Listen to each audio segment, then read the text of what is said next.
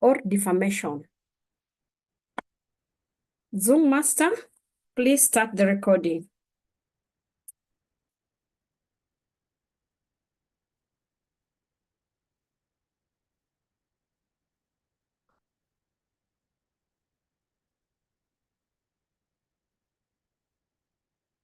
I am Lydia Wanjiku, your Sergeant at Arms in this meeting. We provide a supportive and positive learning experience in which members are empowered to develop communication and leadership skills, resulting in greater self-confidence and personal growth. Leadership Speak is the premier club for experienced Toastmasters to become better self-directed leaders. We are an advanced club focused primarily on leadership development in everything we do. Our timer has virtual hand raised so we can immediately see who is keeping the time. Our TMOD. Today, we are so privileged to have our TMOD from Kenya. And he is a professional business intelligence consultant and a Toastmaster by passion. Joined his community club, Early Birds Toastmasters in Kenya in the year 2020, and has grown as a leader in the club, the area, the division, and the district, having served as SAA, Sergeant at Arms, President, PR Manager for the district, and now Vice President Education and Public Relations Manager for his division. Please help me welcome our Toastmaster of the day, who is Toastmasters Terence Were. Terence Were, over to you. Let us all clap to welcome him. Welcome. Thank you, Toastmaster. Thank you, Toastmaster Lydia Wanjiku. Today, we're going to look into the leadership story. Just like a good story, each and every leader has a beginning. Each and every leader has characters in their story. And this day, this evening, wherever you're joining us from, this morning, we're going to explore some of the leadership stories. And before we get into that, I would like to invite all the guests. Please feel welcome. For Leadership Speak, we normally start with the leadership speaker, and then we proceed with the normal meeting. So feel welcome, enjoy yourself, and we'll have a chance to greet and interact with the meeting at the end of the meeting, towards the end of the meeting. At this point, I will also let you know that we'll be having our guest book, which you are welcomed to sign so that we can reach out to you later after this meeting. As we start the meeting, we start with a toast. To give us the toast this morning, I would like to welcome Toastmaster Barbara Jarvis. Toastmaster Barbara Jarvis, the toast. Good day, Toastmasters, fellow Toastmasters, members and guests. I'm here to propose a toast to the theme, Tales of Triumphs. Life is a journey filled with stories of overcoming obstacles, facing challenges, and ultimately achieving success. Each of us have a unique story to tell, a tale of trials and tribulations that have shaped us into the individuals that we are today. It is through these tales that we find the strength to persevere, to push through the tough times, and to reach our dreams. But it is not just about the tales we tell. It is also about the triumphs we celebrate. It is about the moments of victory, big or small, that remind us of our resilience and determination. Whether it's landing a new job or completing a difficult project, or simply getting out of bed in the morning, each triumph brings us closer to our goals and aspirations. Toastmasters is a place where we can share our tales and celebrate our triumphs. It is a community of like-minded individuals who support and uplift each other on our journeys to personal and professional growth. Through public speaking and leadership opportunities, we learn to communicate effectively, build confidence, and become better versions of ourselves. So today, let us raise our glass to Toastmasters and the journey that we are on together. Let us toast to the tales we have shared and the triumphs we have celebrated. May we continue to inspire and encourage each other as we strive for success and excellence in all that we do. Remember, each one teaches one. Let us remember that we have and what we can offer to other Toastmasters is vital in life. I would like for you now to raise your glasses with me and repeat after me. Cheers to Toastmasters, where tales turn into triumphs every day. Cheers to Cheers. Toastmasters. Tales turn into triumph every Where day. tales Yes, of turn to triumph Cheers to triumph. Toastmasters. every day.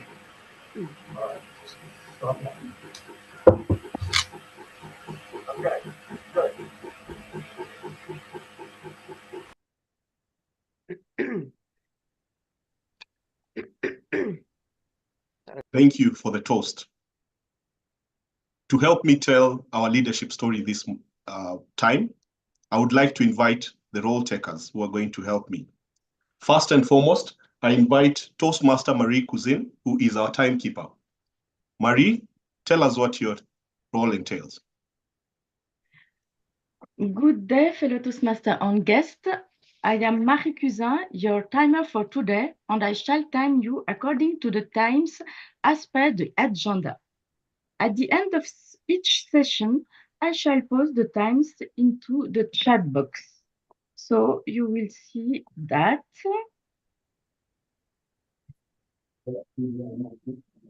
Thank you. Back to you, Toastmaster of the day. Thank you, Toastmaster Marie Cousin. Our grammarian this morning is John Ojefo. John, please tell us what your role entails. Mr. Toastmaster, fellow Toastmasters and guests, as grammarian, it is my responsibility to pay close attention to all speakers, listening carefully to their language usage.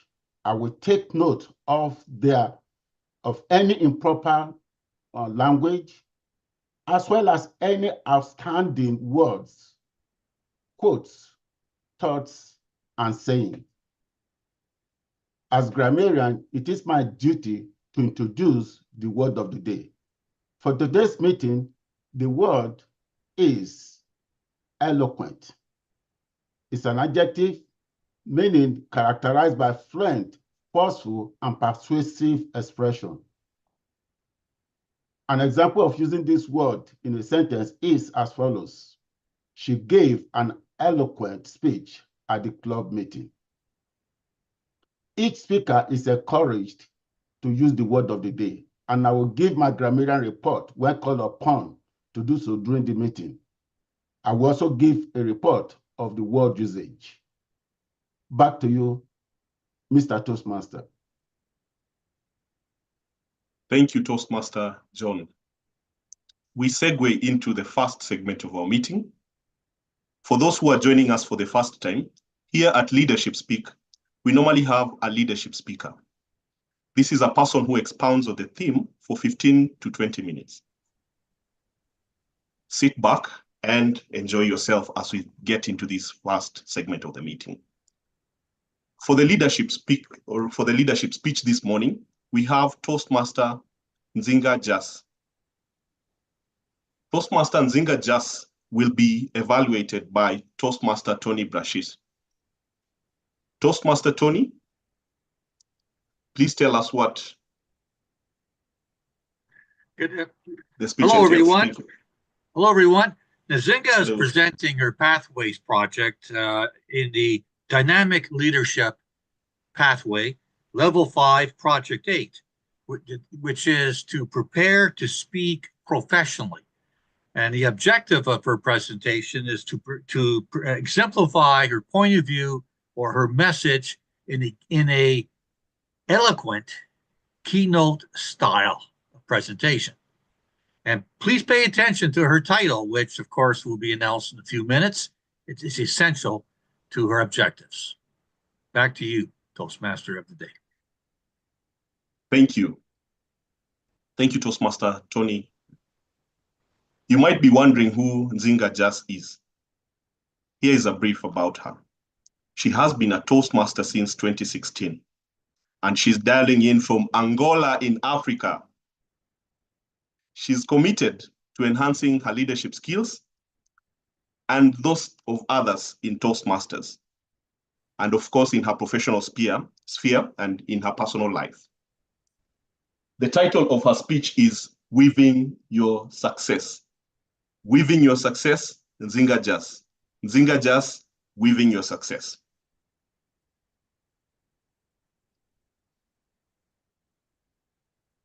Stories from my childhood keep surfacing in the most different situations. The good thing is that storytelling is a powerful leadership tool. It is a tool available to all that can help affirm and enhance a leader. One of the stories from my catalog is The Tortoise and the Hare. Raise a thumb if you are familiar with this one. Thank you. I see you, Rose. Thank you, Terence. That story was part of many evenings where my siblings and I sat without power under the stars and shared stories. I loved how the turtle, being challenged by the hare, won the race. Slow and steady wins the race, so I was told. My younger brother didn't quite agree. He was a challenger. He told us, nice story, but no way that hare would fall asleep in the middle of the race. No way. I am fast. I never fall asleep in the middle of anything I start doing. Every time we told the story, we had the same conversation. As we grew up, he kept bringing that story, calling himself a hare, always in a hurry of doing things, and say, I won't fall asleep. We saw him growing into a challenging teenager, eloquently convincing my parents that while he was a teenager, he was ready to move and continue his studies in the States. My parents were from Angola without speaking English. I am sure I can learn. You'll see. He studied hard every night, late into the night. We would ask, aren't you tired? Don't you want to sleep? I won't sleep. I'm the hare, remember? But the hare who doesn't fall asleep in the middle of the race. That race isn't over yet for me. He learned English, went to the States, he finished high school, college, he got himself the work he wanted. He was successful. And through every stage, we heard him say, I won't sleep. I'm the hare, but I won't sleep. I won't fall asleep. Not in the middle of the race. I'll sleep When the race is done, when I achieve my goals, then I can call success. That was very interesting to me throughout the years. I keep remembering that. We also heard here in Leadership Speak from Matt Kinsey that slow and steady is one of the lies leaders believe. Considering the years gap between my brother's story and Matt's angle, I thought that's very interesting. Sometimes we get held into morals of stories, quotes, without considering the other angles. As leaders, we do have to step back often and listen. If we want to connect with others, motivate them, inform them, persuade them, we must understand them without losing our own values. We can indeed consider the other angle of a story or a quote we have.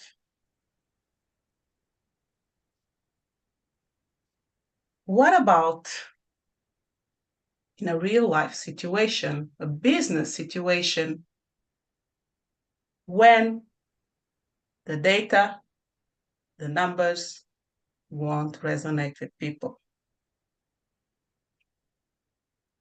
I am a lawyer and I am a compliance officer.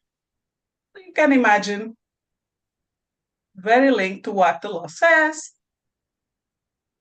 the rule of law. The law says that, it's written like that, going to court, arguing the law. I liked it. I nailed it. When I decided to move into the corporate world and was asked to train people, I realized I needed a different angle, a different way of doing things. Just calling the law, reading the law, it wouldn't work. I was part of a team that realized that we could incorporate stories into our trainings. Not the once upon a time stories, but real situations. Tweaked a bit because we had to protect people's data. Imagine calling people into an anti-bribery and corruption training. The title put most of the people off. Not only that, they would arrive to the training challenging us why they were called to complete that training. Are you telling that you suspect I am corrupt? Why am I here? Why does it matter? I know I'm not supposed to bribe anybody. So it was already a tough start. So what we did was incorporating some examples. Do you realize that James, who had a promising career, was fired because he had a conflict of interest with a public official that was not disclosed, that some business was awarded to a company of that public official. Then people would start to pay attention and understanding that transparency was important. So storytelling is not always about the once upon a time. It's about understanding if a situation calls for a story, what story, and how to tell it, which angle to use it. Why? Because most people do love a story. It doesn't matter if it's just for entertainment. People enjoy listening to stories. Neurological studies confirm that. We tend to pay attention 20 times more to a story. Facts inform people, make them think. Stories, emotions, make them act. How can you do that? You need a starting point. What's your story catalog? I'll ask you to think about it, even write it in the chat. Which stories do you have close to your heart, here in your head, that easily pop up? You need to have that catalog at hand.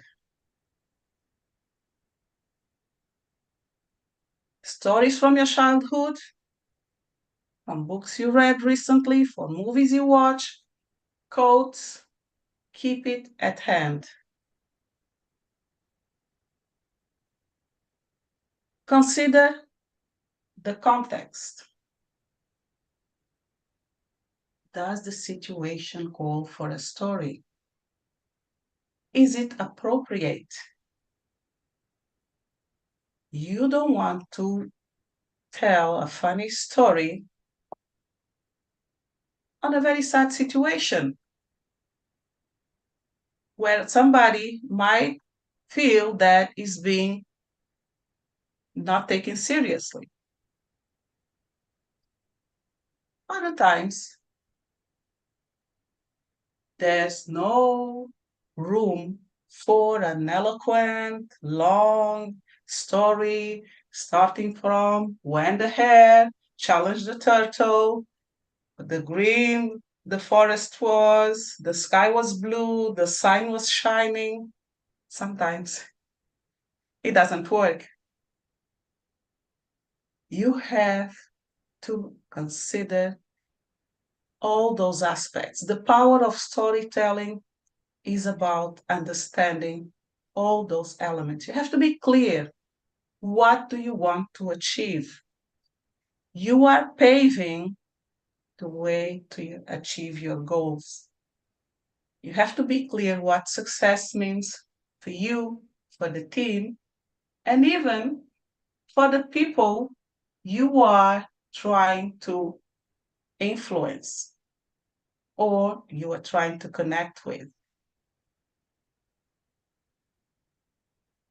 Consider stepping back, listening, understanding where the other person comes from to better incorporate your story.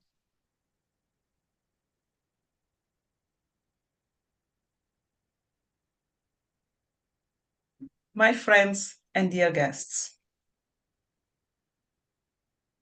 there is a power in storytelling. We all have stories to tell. What's your story? Ask yourselves, would a situation call for a story?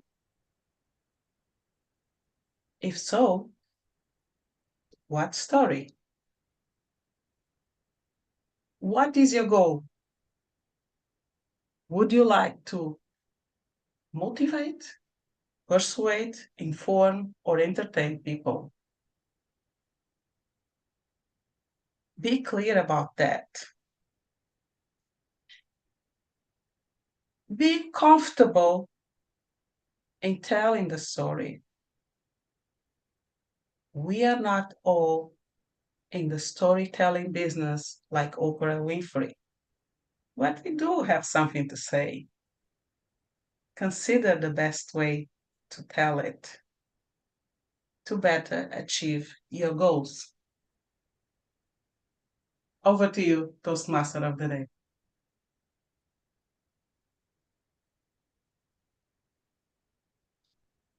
Thank you, Toastmaster Nzinga.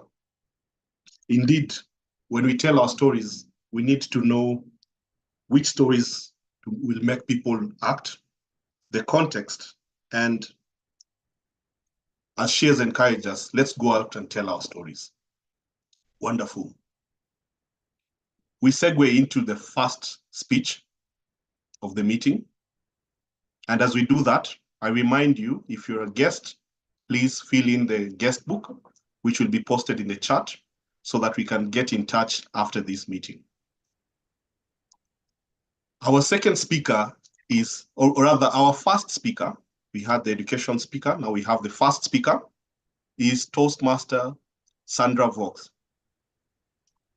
Toastmaster Sandra Vox will be evaluated by Toastmaster Irene Sadia. Toastmaster Irene, please tell us what Sandra's speech entails. Thank you very much. Thank you very much, Toastmaster of the Day, Terence. Sandra, the purpose of Sandra's speech today is to reflect on how far she has come. So she is completing her Engage Humor pathway. Our compassionate Queen of Straight Talk is going to tell us what she has learned about herself, the skills she has developed, and how this path is going to affect her life outside Toastmasters. Back to you, Toastmaster. Thank you, Toastmaster Irene. Congratulations, Sandra. You have completed your Engaging Humor path. A vital aspect of growth is reflecting on how far you've come and where you plan to grow. We are looking forward to hearing what you've learned about yourself and the skills that you've developed and how the humor path has affected your life outside of Toastmasters. We can't wait to hear this. Fellow Toastmasters, help me welcome our compassionate Queen of Straight Talk as she presents My Trip Around Humor, Sandra. Sandra, the virtual floor is yours.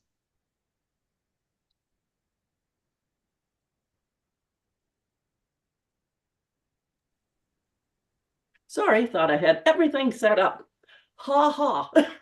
There's your first lesson. Laugh at your mistakes. But you know what? We need humor. We truly need humor. This has been my lifelong discovery. Finding my own lightness through all the heavy experiences. Finding my own laughter and inviting you to find yours. After decades of others' expectations, trying to read minds. After decades of pain, trying to be enough. After decades of walking on eggshells, I finally got it. I discovered it. I am me. And me is all I need to be.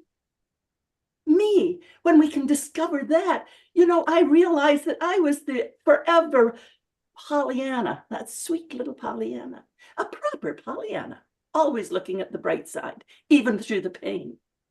A joyful, laughing girl. I can look back and see all the times I would laugh, even sometimes when I was crying in the pain. I would be laughing, thinking, what a joke this is. Yes, yes, yes. And I will tell you about my humor path in a couple seconds, but drum rolls, please, because the next path is dynamic leadership. Serious, heavy, dynamic leadership. Sounds very heavy to me and serious. What am I going to do with that? You know, this is my third path, and I've got a fourth one. I've kind of 4 paths I've been on. And every one of them has the same first 3 levels. Drives me crazy. It drives other people crazy. Me? I say, well, what am I going to do with that? I went through the old legacy program, the Competent Communicator. I have at least 5 books that are recorded and many more speeches I gave, of course. We all speak all the time, everywhere. Those first 3 levels are just the old legacy program. So they're the same on every path. So what do you do with that? Well, I thought, I know, this is humor. Did they teach me anything about humor in my first 3 levels? No. Other pathways have discover your communication style, discover your leadership style. Came to humor? No, don't bother. Don't. It just tells you discover your humor, but it doesn't tell you how. It doesn't break them out. So I thought to myself, even when I go to my icebreaker, I'm going to look at that. How is it going to be different than my other million icebreakers? I'm going to think about introducing myself from the funny things that have happened to me or the painful things that have happened to me. Because whether they're painful or funny, if you keep it on the side, we'll know that there's funny in there because God ain't done with me yet. There will always be something to zing in there. Even at my son's funeral, giving the eulogy, I was tears and laughter. Went through the sad stuff, punched back in with something funny that he had done to look at his situation as he was closer to dying. So as I reflect, I hope you get the idea that going through all those paths, those same first 3 levels, really take a chance on humor. And you're going to have to do your own work and come in from that perspective. So what am I going to do with dynamic leadership? I'm going to come at it with, okay, keeping dynamic leadership in mind, how am I going to develop that project? And because I am who I am, if I don't have lightness with it, I might as well stay home because I am going to be true to me. Life is nothing if it isn't an adventure. I have learned that all my life. I've always looked for the adventure. Squirrel, squirrel, focus. Oh, darn, squirrel. I prefer the squirrels. And even with that, somehow my focus has brought me through 30 years of Toastmasters, through 40 years of insurance sales, through a divorce, through a painful 3-year nasty divorce, through the loss of my son, through the loss of my teaching career. A lot of losses. But life is still an adventure. As if it's not examined, the unexamined life, I have to read this quote, the unexamined life is not worth living. That one you've heard is a famous dictum, supposedly uttered by Socrates for his impropriety, and shortly after was executed. But he had examined his life. I refuse to reach the end of my life and have any regrets. Bucket list? Don't have one. So let me get back to this humor path. I had to just really think about it. When I first came to Leadership Speak, and I think it was November 2021, the first year anyhow, and I thought, oh, how wonderful. This is why I'm here. I love all these cultures. I'm going to have so much fun learning from people all over the world. And then I was dismayed with how serious we're all supposed to be, because this is serious study work. You got to do it this way. You have to. Oh, man. I'm going to be me anyhow. And I will be enough anyhow. And each of you are enough anyhow. Yes, we polish and we grow. That's what it's about. That's what Toastmasters has done for me, given me this safe space to experiment, this safe space to try things on. And I invite you to do the same thing. Indeed, like Rosie, Rosie Rana and Paramjit Singh, they both courageously went through the engaging humor.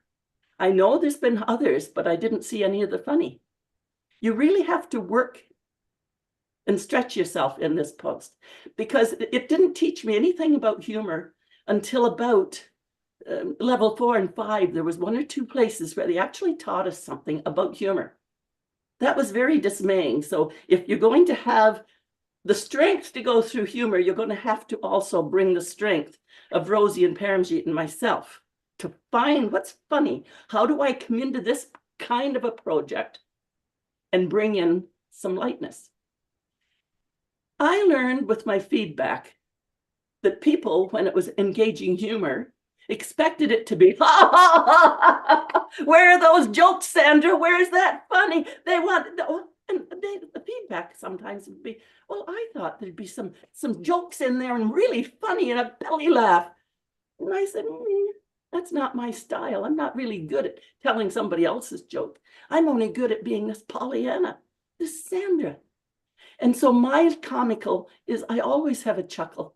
I always have a smile, and I just love it. And sometimes I get into a belly laugh. But you have to discover your own humor style. And you will find that even in the boardroom, because that's what this is about. As a study group, as a Toastmaster, we want to be able to fit anywhere. And as silly as sometimes people see me, I know how to behave in a boardroom. And I'll also know how to break the tension in the boardroom. And appropriately. And that's because I can experiment with it here in Toastmasters. So that was the first feedback I got was, I thought there'd be some jokes. Well, Rosie and Paramjeet both were really great at building in jokes. They did a different style of research. And I can see such a change in both of them in presenting even the serious stuff now. This is the gift that comes from finding that way through it. You can be you in whatever topic you're going to have. The next feedback I had was that I achieved compliments for just being me. And with my lightness, your lightness came through just being Sandra. And that was my greatest gift. The validating that being authentic, being me, knowing how to deal with serious work. Indeed, I've done decades of serious work. Decades. Compliance. Ask the life insurance business and investment business about compliance and regulations. That's serious work. And I did it. But you know what? I still had to be me, even with the clients. Couldn't be anybody else. Why would I do that to myself? The greatest feedback I had in terms of growing was to say, Sandra, here you go. You got to stop laughing before you tell the joke. I was getting so anticipated about telling the joke. I was laughing at my own joke before I got to tell you. And see, I was laughing like this before I told you what the punchline was. It takes, I don't know if it's courage, but it takes self-restraint when you just want to have fun. And here comes, I'm going to tell them this story. I'm going to tell this story. How I pictured myself going off stage and bunking my nose. And I was so worried, and the sweat line was under. Oh, I was on stage and I was a mess. My knees were knocking. And you know what I did? I stood there, I took my breath, and I stayed on stage and sang my little song. When I was 12, and I had won a singing contest. And I was at the beautiful Albert College here in town, the private school. And we were in the chapel for the contest. Or I guess it wasn't a contest, it was the music teacher showing off his kids' celebration. And I was so scared. I was a little country kid in this beautiful chapel. And Mom and I came in just on time as usual and had to walk up the entire aisle to the front to get on stage. It was petrifying for me. And my little heels went click, click, click on the marble floor. Click, click, click. And I got up on the stage and I looked over at Mr. Boyce at the piano and he started the music. And there I am. Breathing. I didn't know enough to do it. I was just, let's catch my breath. And he did the introduction and I was still catching my breath. And I looked over at him. He just started again, very calmly. And I looked over at him again, and a third time he started. A third time he started. And then the words came to me. Finally, the words came. I had not understood the words. And then it came out. Thistle tassel, thistle tassel. I'm inviting everyone. I'm around Toastmasters for many years to come. And I'm inviting you just to come in, take the engaging humor, stretch yourself, and find your Pollyanna, find your laughter. I'm going to be around for years. How about you, Toastmaster?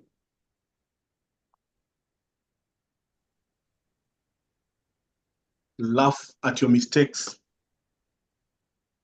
And she has invited us to find our laughter and to join in hers. Toastmaster Sandra Vox, thank you for that. Our second speaker this morning is none other than Toastmaster Elena Constantinou. Toastmaster Elena, excuse me, will be evaluated by Mfundo Delilazo. Toastmaster Mfundo, please tell us what the objectives of Elena's speech are.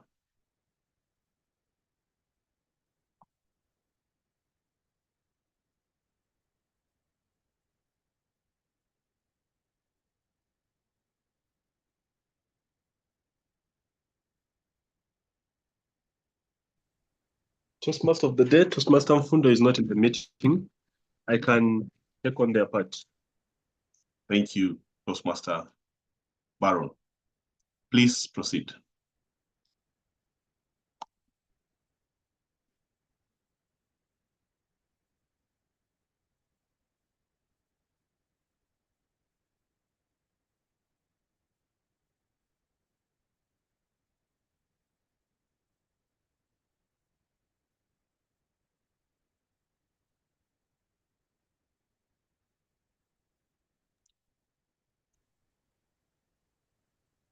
Toastmaster Baron, do you have the details or should I move to the next speaker? Perhaps let's move to the next speaker, then I'll be back right after. Thank you. Our third speaker of today is Toastmaster Renan Esila. I hope I've said that right. Hello, Toastmaster Renan. How are you? I'm good. Thank you. It's good to hear from you. And to evaluate Toastmaster Renan's speech, we have Toastmaster Paramjit Singh. Toastmaster Paramjit, please tell us the objectives of Renan's speech. Thank you very much, Toastmaster of the day, Toastmaster Terence. Toastmaster Renan, welcome to the club. He's presenting his icebreaker speech today. And the purpose statement of this icebreaker speech is, the purpose of this project is for the member to introduce himself or herself to the club and learn the basic structure of a public speech. The speech length is 4 to 6 minutes. Best of luck, Mr. Renan. Over to you, Toastmaster of the day. Thank you, Toastmaster Paramjit. In case you're wondering who Renan is, and before he comes on and tells us about himself, he has been a Toastmaster for 4 years. He's a human resource practitioner, and he loves reading books. He loves Toastmastering, watching Netflix, and Malibig, among other things. The title of Renan's speech today is Morning Rituals. Morning Rituals, Renan. Renan, Morning Rituals.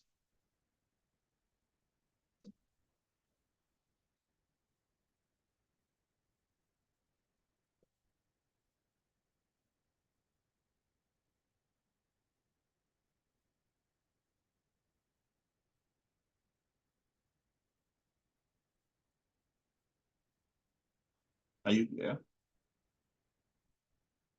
We seem to have lost Renan. We can wait for a minute. Are you back, Renan? Renan seems to have dropped off, so we can go to the ideally intended second speaker, who is Rose Odundo, and her evaluator is, yes, Rose Odundo, and the evaluator, the second evaluator is Hannah Schmidt, yes. Thank you. we go to our second speaker, Toastmaster Rose Odundo. Toastmaster Rose, how are you? I'm well, thank you. It's good to see you. Thank you. To evaluate Toastmaster Rose, we have Toastmaster Hannah Schmidt. Hannah Schmidt, please tell us what Toastmaster Rose's speech is about.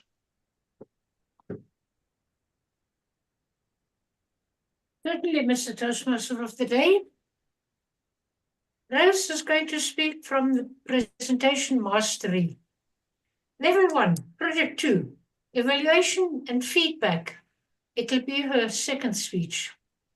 And the purpose statement is, the purpose of this project is for the member to present a speech on any topic, receive feedback and apply the feedback to a second speech. The purpose of this speech is for the member to demonstrate that she has applied the feedback received from her first speech. Mr. Toastmaster of the Day. Thank you, Toastmaster Hannah. Toastmaster Rose, how are you feeling this morning? I'm well. Is it morning or afternoon where you are? It's actually evening here. Okay. I know you're from Kenya, but I don't know if you're in Kenya right now. Yes, I'm in Kenya. Awesome. We are in the same time zone, so let's proceed. All right. So Toastmaster Rose will be presenting a speech, and the title of her speech is The Great Climb, My Journey Up Mount Sinai. My Journey Up Mount Sinai, The Great Climb, Toastmaster Rose Odundo. The virtual stage is yours. Have you ever climbed a mountain? By a show of hands, how many of us have ever climbed a mountain? It's something courageous, and I would suggest we all try it.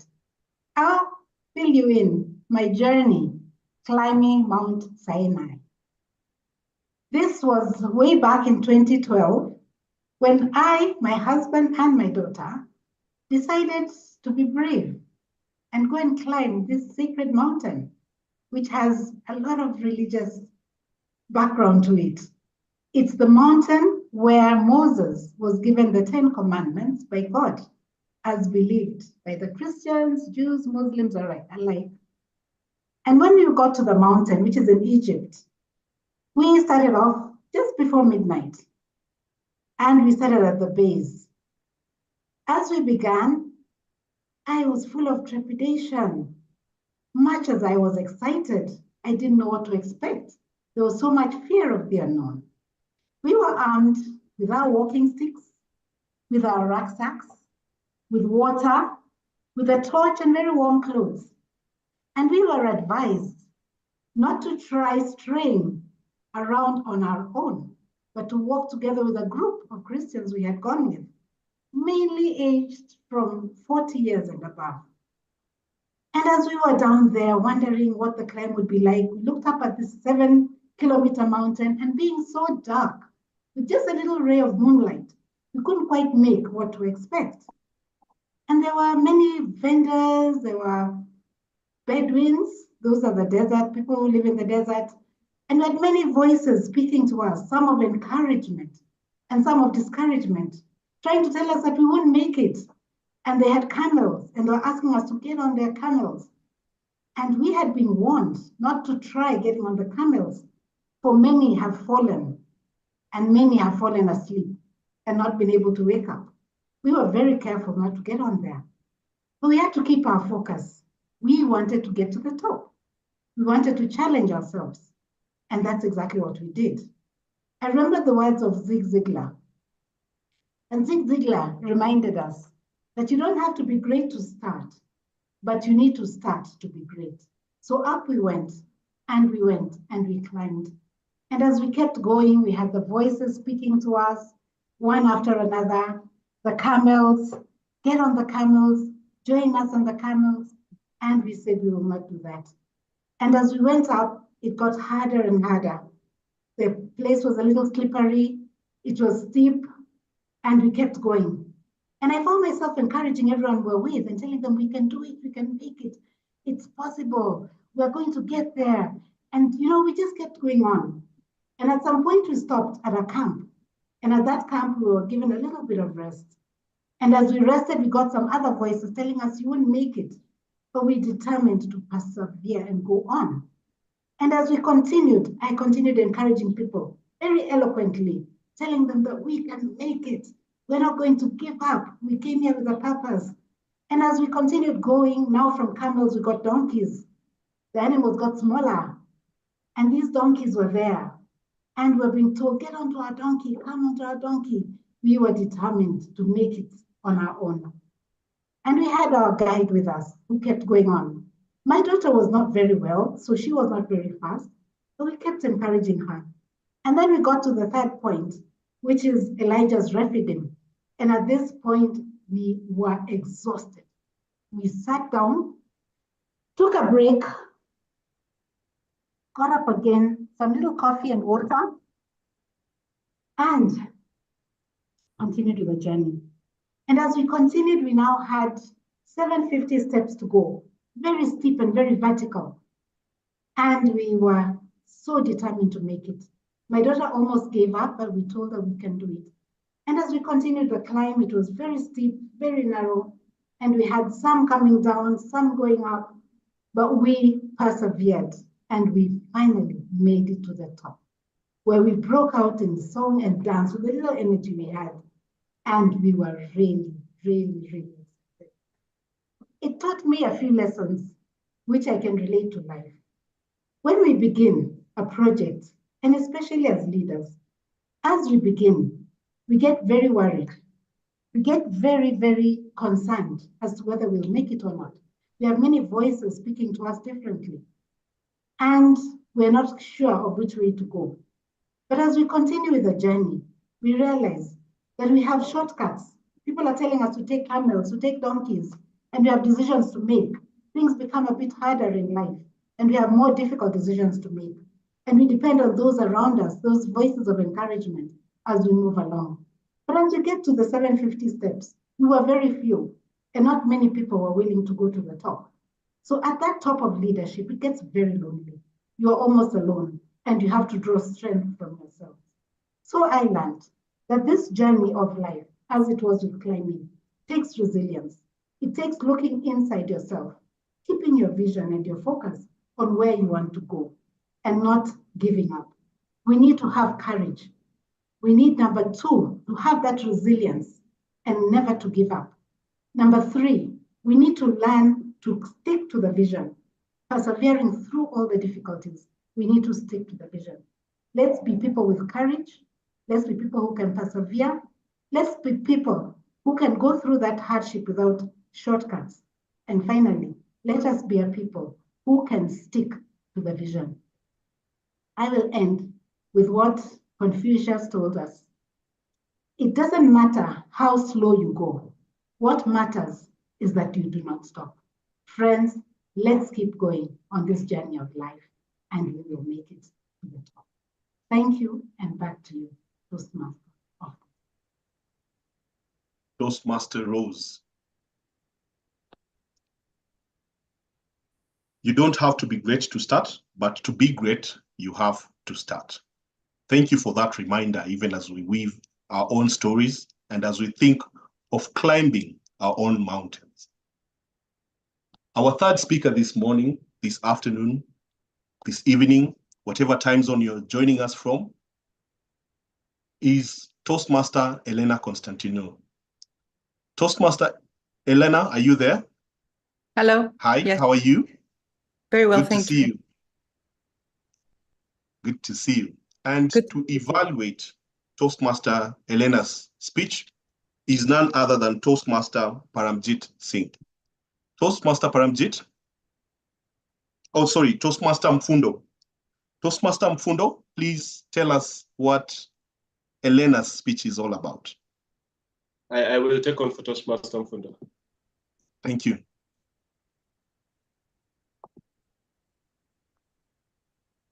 Toastmaster Elena's speech today is delivered from the innovative planning pathway, and it is a speech about the results or the experience of building a new social media presence or enhancing an existing presence as well as the benefits of social media. That is the key purpose of Toastmaster Elena's speech today. Back to you, Toastmaster of the Day. Thank you, Toastmaster Baron. Indeed, since I joined Leadership Speak, I've observed Toastmaster Elena commenting on matters social media. And this moment, we're going to hear as she talks about this. The title of Elena's speech is Decoding Social Media. Decoding Social Media, Elena Constantinou. The virtual stage is yours.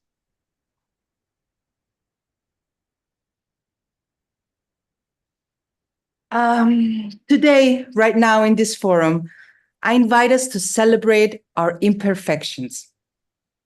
I have been working on Level 4 Toastmasters project of building a social media presence for 6 months now. This is a project which has had an incredible impact on me, and I'm here to share my story. This story begins with a villain. Dear Toastmaster of the Day, fellow Toastmasters and valued guests, my villain was my childhood trauma. You see, as a child living in a very small community in Cyprus, everyone was always watching you. This is a community which has not undergone Renaissance and Enlightenment. So you understand there was a lot of watching each other, criticizing, judging, and gossiping. Now, I had a lot of things for people to gossip about. I was a good student, an athlete, a good dancer. I was tall, not bad looking. So I was blessed. Yet others gossip and envy were always dragging me down. Hence, I became very reluctant to share my stories, and I became closed and private. Now, fast forward 35 years, my strong aversion to social media was based on that trauma. Well, nonetheless, my business partner was insisting, Elena, if we don't let people know about us, how are we going to grow our business? Joining the stage of the story at Toastmasters Project, our hero. Here we go. Let's build a social media presence. But how? Anyone else here who has completed this project or is struggling with social media? For me, this ordeal reminds me of a saying by Elon Musk, who said, running a startup, or in my case, navigating social media marketing, is like chewing glass and staring into the abyss. This is exactly how I feel about social media. Like pain, like chewing glass, and the disappointment of staring into the abyss. Is it irrational? Sure. Was I feeling it? Deeply. So I started with a speech on the 10th of August and a strategy. I first found an advisor, an expert professional, and we spent hours aligning on the what and the how, and examining examples and building a portfolio of ideas. I also paid her 4 months in advance, so I would have the financial pain moving me in the right direction. I searched and searched for my unique value proposition, and how easy it was to identify that. It still felt like chewing glass. I made a list of 30 topics I wanted to explore through my posts and which would add value to my audience, and things I know well that I have a passion for. Simple things, but tried and tested concepts which my university students and workshop participants have resonated with in the past. And then I started writing. How did it go? Well, the magic of Toastmaster projects worked. I'm on post 19 in just 2 months, and I have to say, I'm enjoying writing about things I'm passionate about. Some of the times I get plenty of comments from friends and family, Sometimes I even get wonderful interactions with new connections. It still feels like staring into the abyss sometimes when, when your posts don't receive any comments. But do you know what? It does not matter. I'm happy. I'm balanced. I have beaten my fears. And this is where I want to celebrate our imperfection. We don't need to be perfect to come out and make an eloquent statement, but we need to be authentic and we need to be true. Professional, dignified, honest about giving something to others, really authentic, and maybe a little poetic as well. Oh, my darling, it is true. Beautiful things have dents and scratches too. We are all perfectly imperfect, and that is perfectly all right too. Toastmaster Terence. Thank you, Toastmaster Elena.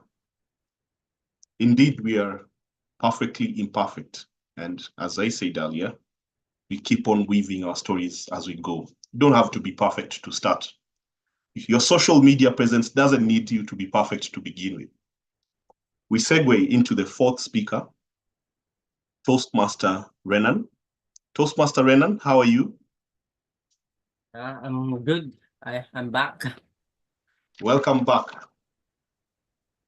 To help evaluate the speech by Toastmaster Renan, I'll invite Toastmaster Paramjit. Toastmaster Paramjit, the stage is yours.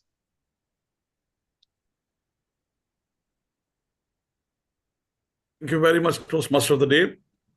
Renan is presenting his icebreaker speech, and the project purpose is for the member to introduce himself or herself to the club and learn the basic structure of public speech. Speech length is 4 to 6 minutes. Best of luck, Toastmaster Renan. Over to you, Toastmaster of the Day. Thank you. Thank you, Toastmaster Paramjit.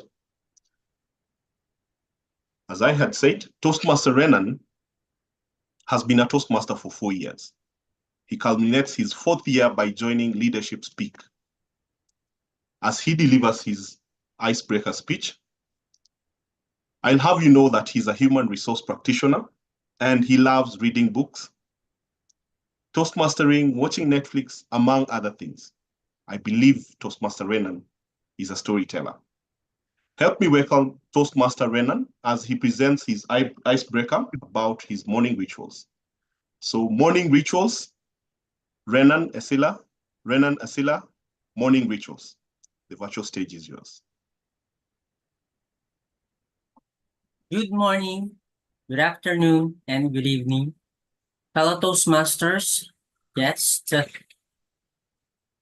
My name is Renan Ercilia, and yes, I'm a HR professional, and I would like to share to you my morning routine, what I am doing when I wake up in the morning. But I want to ask you, how do you start your day every time you wake up in the morning? Maybe we are doing the same. Maybe we are different.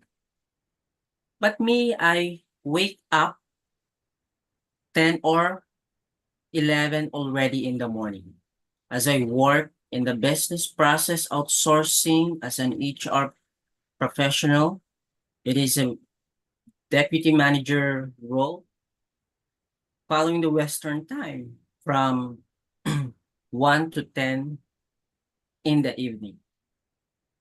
The first thing I do in the morning when I wake up, I fold the bedcloth and set the pillow properly on the bed.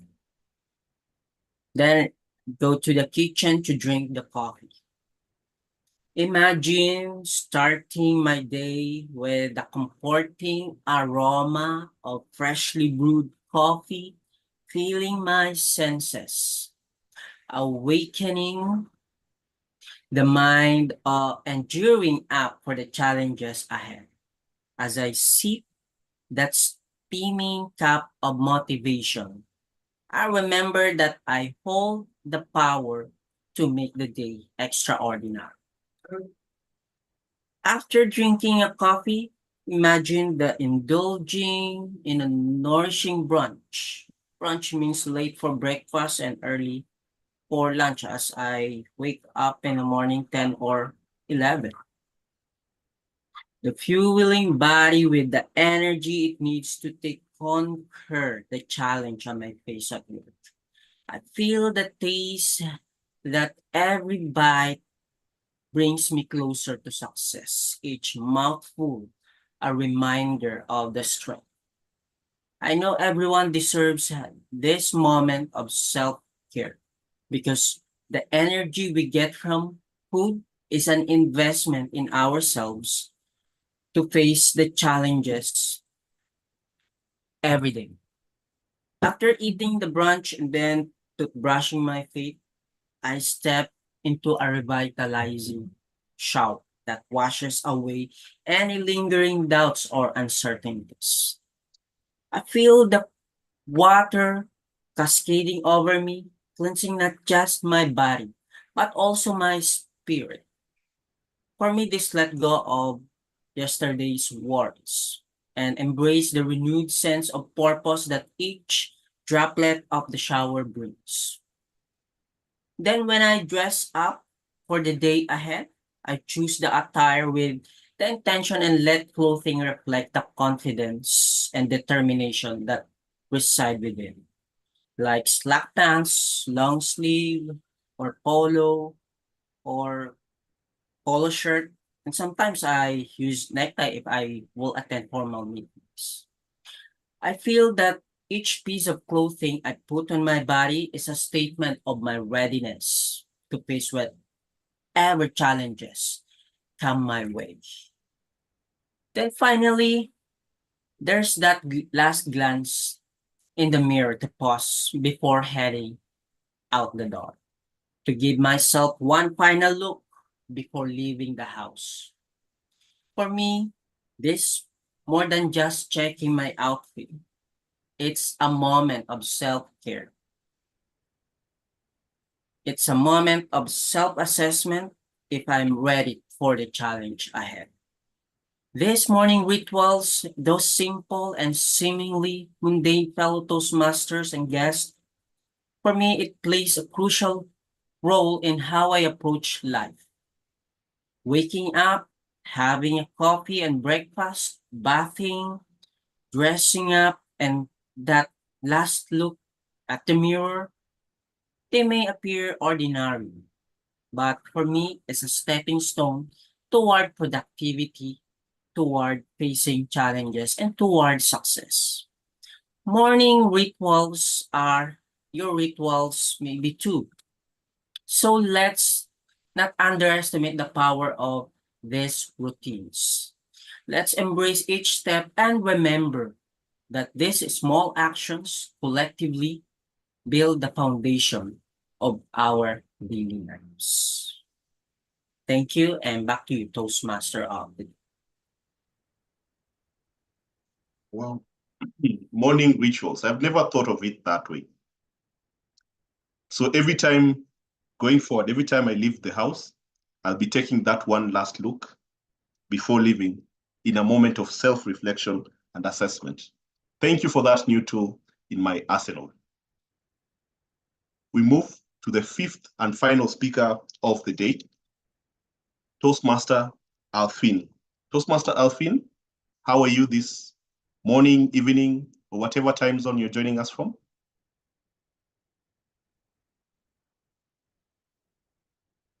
Toastmaster Alfin? He doesn't seem to be in the room.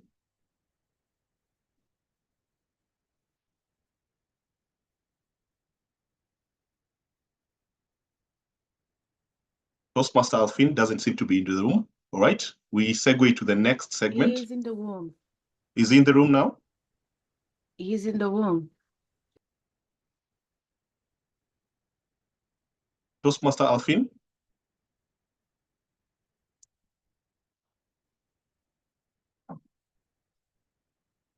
How are you? Say hi if you can hear me, Toastmaster Alfin.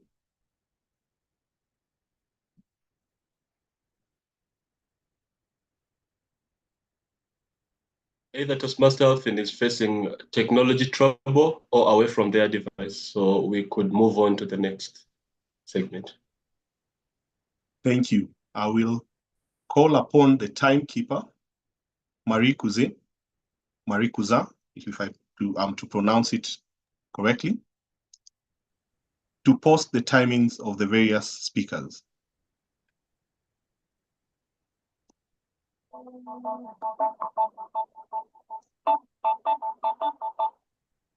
As she does that, Toastmaster Alfin, are you still facing the challenge? Can we segue to the next segment then?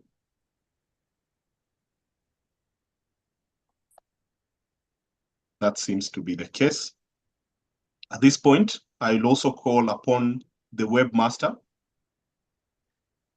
the Zoom master rather, so used to the web, thanks to the stories that have been weaved in this meeting. Zoom master, please launch the polls.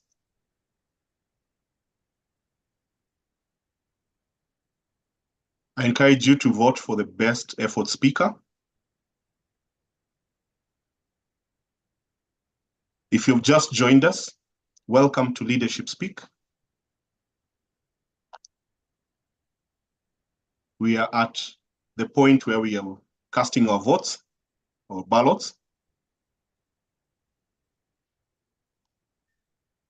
Guests, please sign the guest book that has been shared in the chat. We love you and we hope to see you again, and we hope to connect with you. And to help us do that, please fill in the guest book. Thank you, Zoom Master.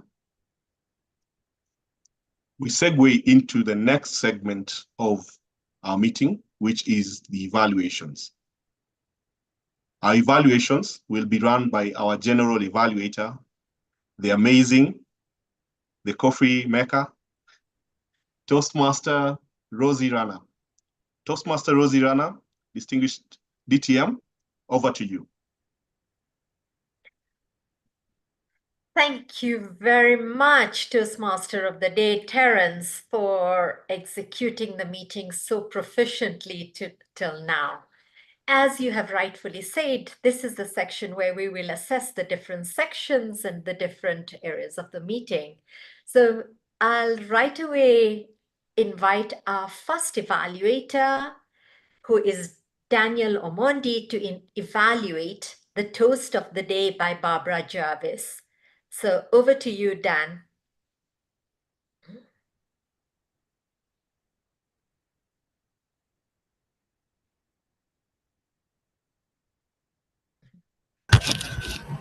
Thank you, Madam General Evaluator. I hope I'm audible enough.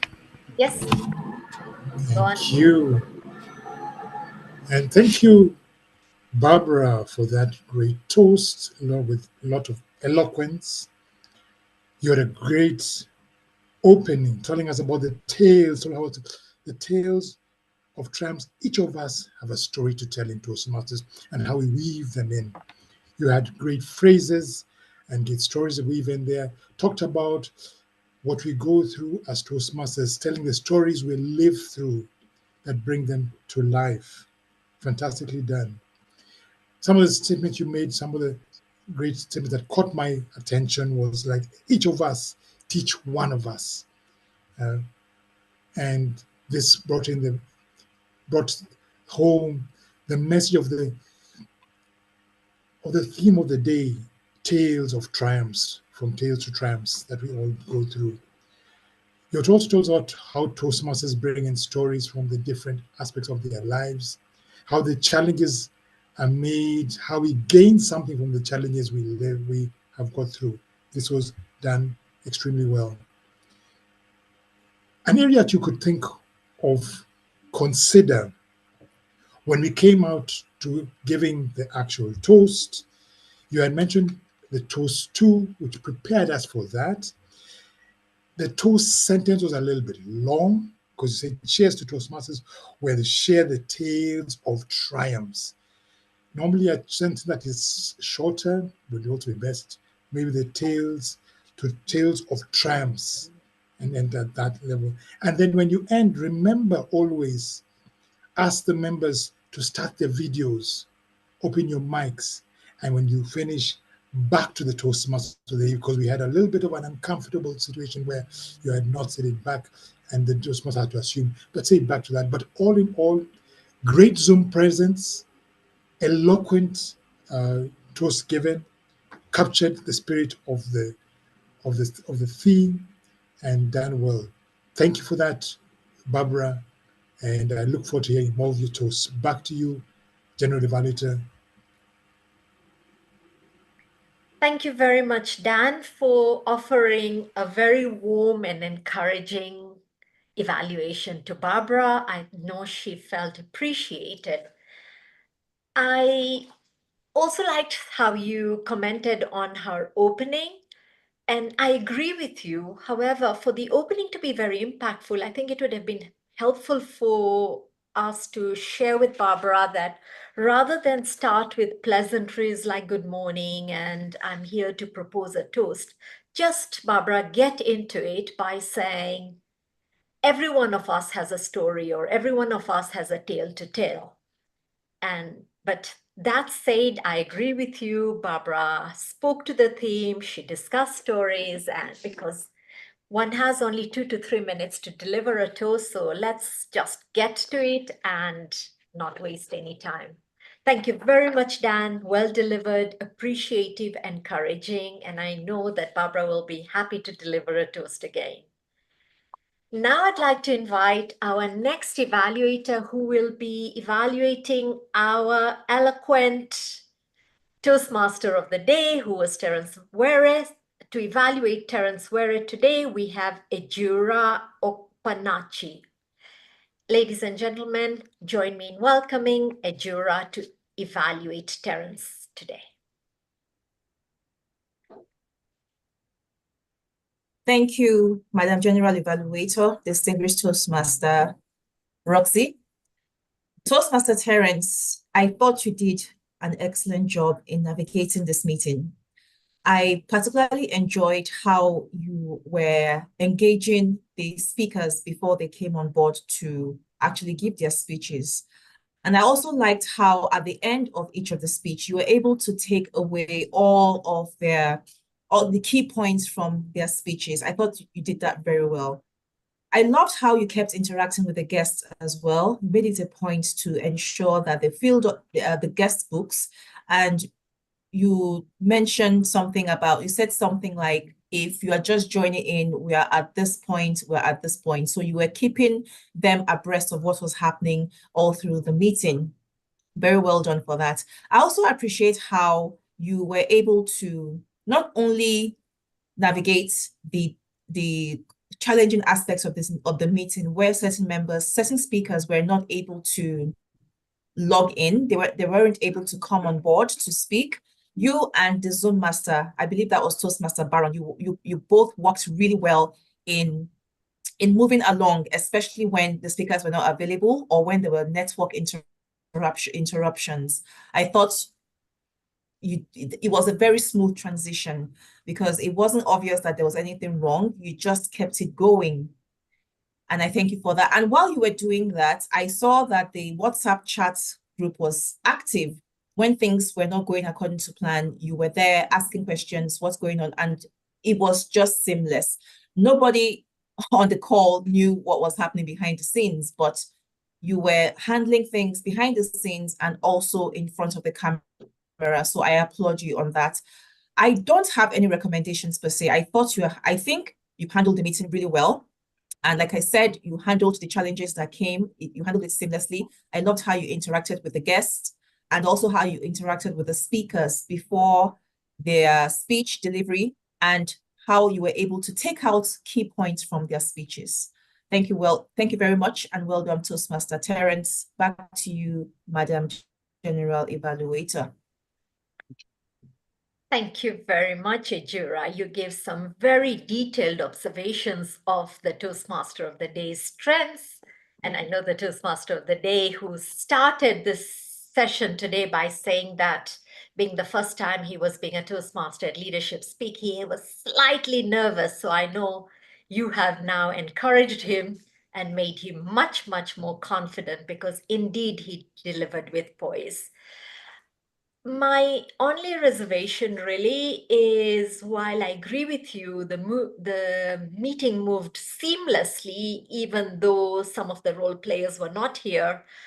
In many ways, I would like to give commendations, greater commendations to our Zoom master today, because I felt the Toastmaster of the Day missed that evaluator, Mufundo, had been told he's not here, but then again called on him. So if anything, I would like to encourage Terence that the next time you are a Toastmaster of the Day, make it a point that you are looking at the participant list. You are aware if anybody is missing so that you can very quickly either fill in or request somebody so that there is no disruption. So it's really wonderful and marvelous how Baron, as the Zoom master, doubled up, and it's huge appreciation to Baron for that. But that said and done, you set the tone, you were seamless, you made sure that everything went per plan, there was nothing missed out at all. So very, very, very well done, Terence. And Ejura, you have made my role very easy because the Toastmaster of the Day has been evaluated already.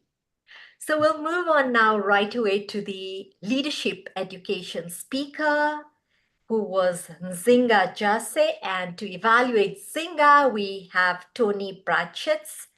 Tony, over to you. Thank you, Toastmaster of the Day, fellow Toastmasters, guests, and especially you, Nzinga. Oh, I love your story because I'm also a compliance officer. So, however, your presentation was to be a keynote presentation to tell story. And the title of your presentation was Weaving for Your Success. You use storytelling here in an eloquent manner. You told stories to tell stories to tell stories. You did a lot of weaving. For example, you open up about the story of the tortoise and the hare, which is an Aesop's fable. And you relate it to how your brother claimed to be the hare, and he went to the United States. And then you shifted over to another story about yourself being a compliance officer. And you told a story again about James, who was fired because of conflicts of interest. So along the way, you use storytelling. How you open your presentation was extremely powerful because you did say that storytelling is a powerful tool.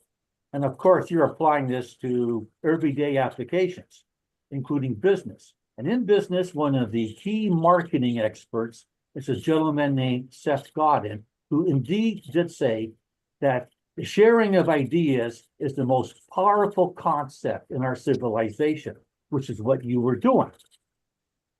I have an idea for you to consider. You're trying to relay to us, you have successfully relayed to us how storytelling is powerful.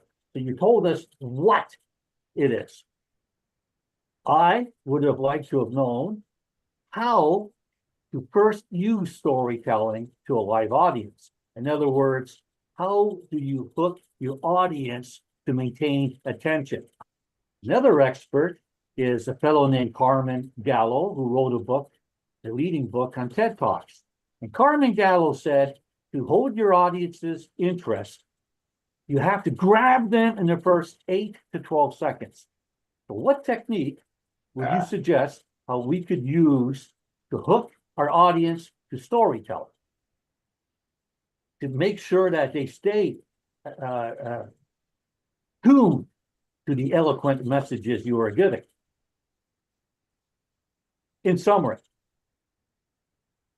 I believe the genius of your presentation was that the story you told about Aesop's fable. I have a book here. You might not see it because of the glare. It is Aesop's Fables. There's 50 stories in there. You told us that a good way to tell a story is to use a story, such as one from Aesop's Fables. Or if we need to, use a fairy tale. I used a Cinderella once to tell a keynote speech. So powerful messaging in many different ways. How you were using weaving to help us achieve success. Powerful. Well done. Thank you. Thank you very much, Tony. You did an excellent job in pinpointing our speaker's unique style of delivering her education presentation and made suggestions on certain things that could have been incorporated. I really liked that you gave insights, you gave educational tips in the process of delivering your evaluation. You also noted yourself that there was that reflection when you tried to show us something, because it is true, there was a glare and we couldn't get it. Yeah. I don't know quite why I'm not on the screen and you are, but that's fine. You are better looking, so I'm quite happy for that. Thank you very much. I would like to add to what Tony has said for Nzinga. As speaking about storytelling, you know, as everyone, it's a fantastic theme, and I commend the Toastmaster of the Day for picking this for leaders today. Stories do something to the brain's neurology, and we, the audience, get hooked. And I think that's what Tony was looking for, saying, you know, how can you grab us? And I believe there were missed opportunities because stories evoke emotions. And Nzinga, you had many opportunities, whether it was talking about your brother or talking about the hare who really fell asleep, you know, to bring in emotion, to bring in gestures, you know, maybe just show the hare suddenly going slow and saying, no, that's a misalignment. But, you know, bringing the emotion within your voice, bringing vocal variety rather than staying in one tone, so that you are bringing elements of storytelling as you deliver an education on storytelling. But great insights, very well done. I'm not sure, actually, I did see the timers, yeah. So if there's one other thing I would recommend, you had, I believe, 15 to 20 minutes. So work again on a professional keynote presentation to fill the time. You tried to engage us, perhaps engage a bit more, because you were short of time. You were at about 14 minutes when you were allowed. I'm not entirely sure, but I believe you had up to 20 minutes to deliver that presentation. But very, very well done. I presume this is your first time to deliver a keynote, so congratulations. Thank you. So we move on now to our first speaker of the day, who was Sandra Walks. And to evaluate Sandra as she reflected on her path is Irene Sadia. Welcome, Irene. Thank you very much, Madam General Evaluator Rosie. Congratulations, Sandra, on completing your engaging humor pathway. What did I enjoy the most, or what you excelled at? You started off by telling us the unexamined life is not worth living, which is in tandem with the very objects of this pathway, this project, to reflect on how far you've come and where you plan to go. What else did you do well? Right at the beginning of your speech, there was an awkward moment where you said you were not ready. And you used humor to deflect an awkward moment instead of oops, but you used humor and gradually moved into your presentation. I really enjoyed that.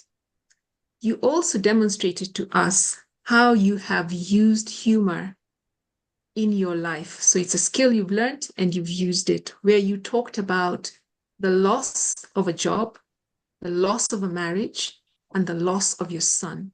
And we could see how you mentioned that even as you were eulogizing your son with tears down your cheeks, you still used humor. I really enjoyed that. Of course, your gestures were on point. Your tonal variation was great. What could you do better, Sandra? I noticed that at moments you were really, really fast. So at the point where you were talking about eulogizing your son, you kind of rocketed through it. I suggest you could have paused or gone a little slower to allow the moment to sink in for us, your audience. Overall, Sandra, I really enjoyed your speech.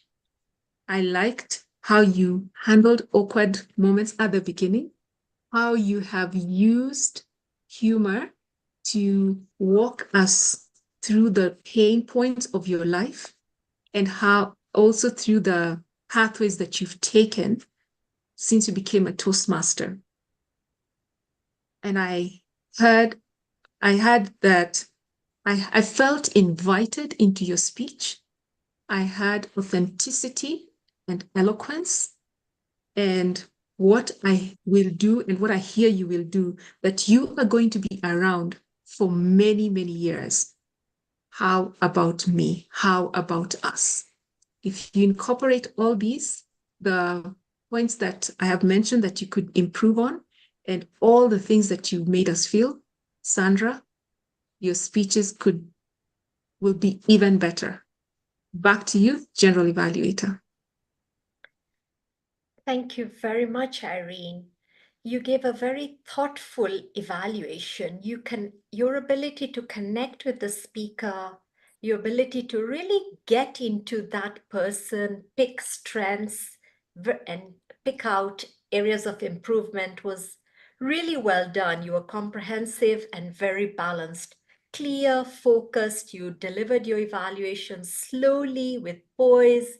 You could, made sure we could hear everything that you said, and you covered Sandra's speech extremely well. Sandra, I know you have this tact, I don't know how you do it, of sending evaluations to everyone while listening to everyone. I wish I could have your strength, your capabilities. I can only do one thing at a time.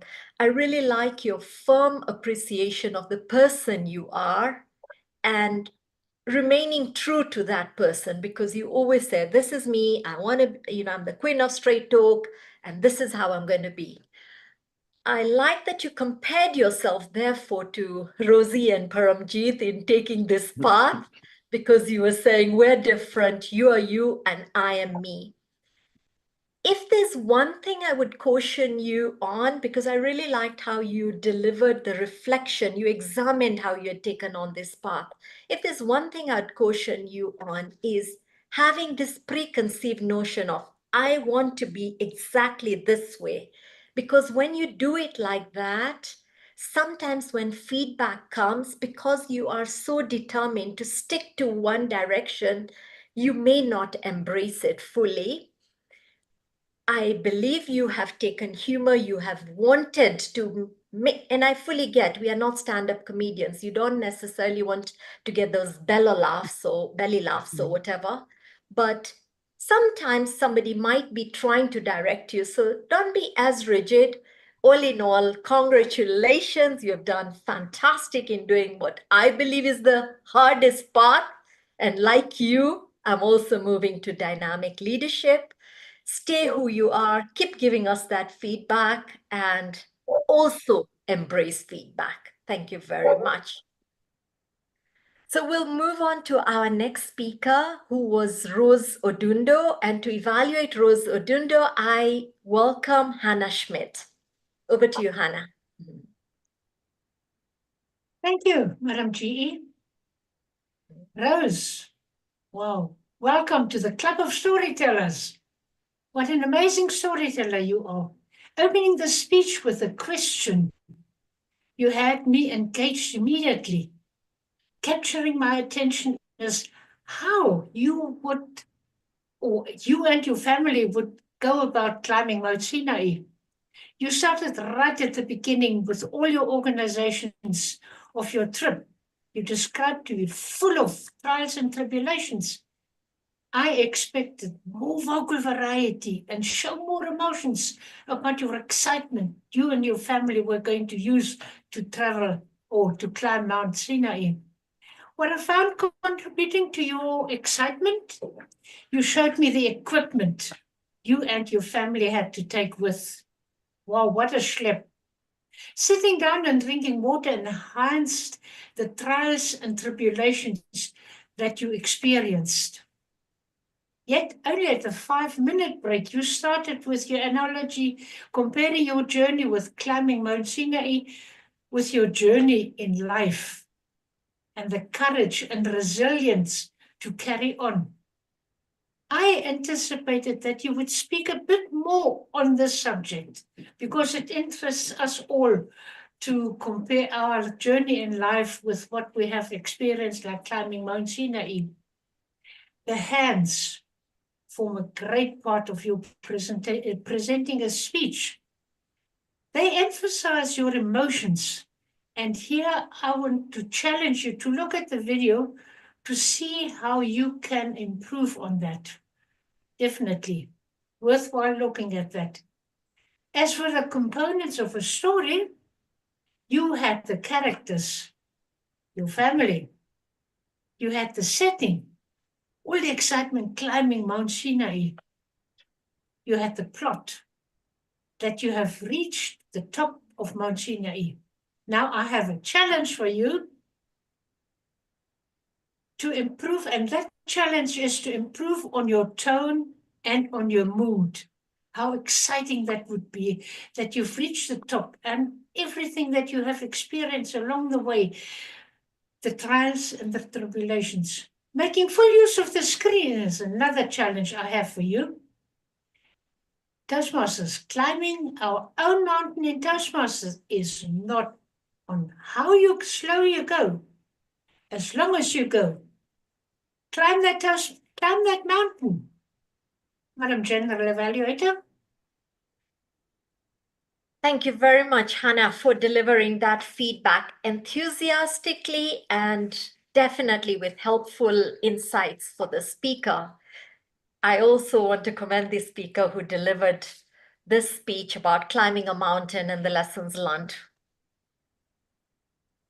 with oomph. And she took us on the journey climbing the mountain, talked about how related it to leadership and how one has to have a vision, keep focused to that vision, have courage, have resilience, be persevering. But I agree with you, Hannah, maybe build on those lessons so that we really take them home. Well done, Hannah, in delivering an evaluation which was very balanced. You gave both ways, you challenged the speaker, and that's very good. And I'm sure that speaker will take your challenge on board.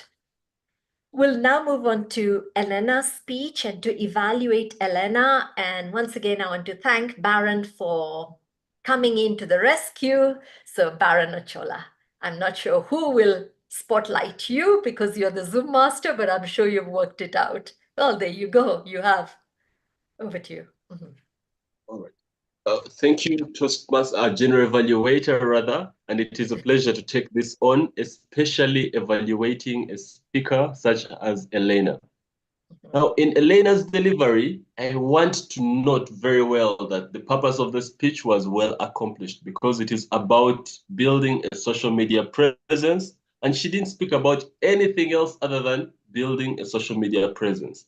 So if you were to ask me if it was relevant, I would ask you why you didn't listen to the speech, because it clearly was. That is incredible. The next thing to it is her storytelling, the way she weaved the story from her childhood and how that led to her anxiety, you could call it, of social media, of sharing her story.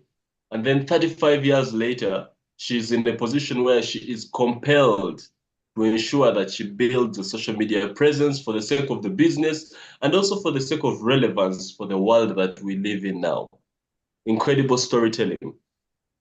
I particularly like how you turned a quote, the quote from Elon Musk about how running a company, and for your example, it was running a social media account, can feel like chewing glass and staring down an abyss. You turned that quote into an analogy as you delivered your speech. That is something that I am happy that I quote and I thought was well done.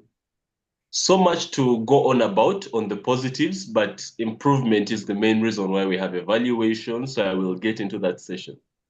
The first is when you began, there was a little bit of hesitation, right?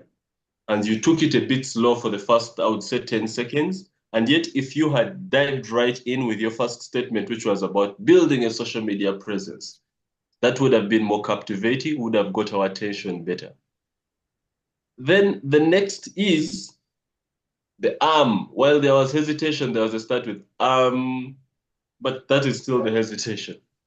The next is the time. You used 5 minutes and 14 seconds when you had 5 minutes to 7 minutes. That means you had about, if we were to count the extra 30 seconds, you had about 2 minutes that you could have used to inform us more.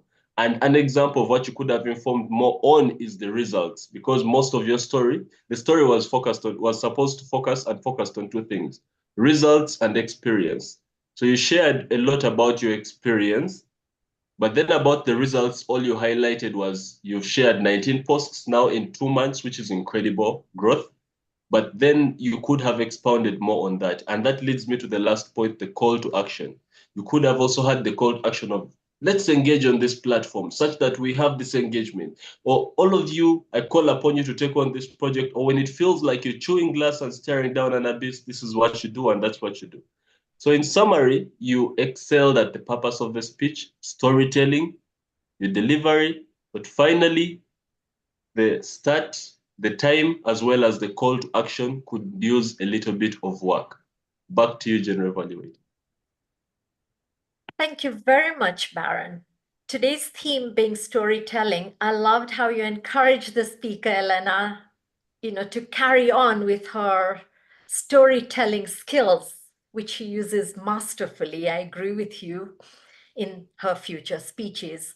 You also had very balanced feedback, and even as you highlighted the speaker's strengths, which she has many, you were watching the time and you quickly realized, listen, what's going to be more useful is if I give the speaker improvement points, and you jumped in swiftly to that. So congratulations on delivering this evaluation, really balanced really well and making sure that the speaker benefits from the same.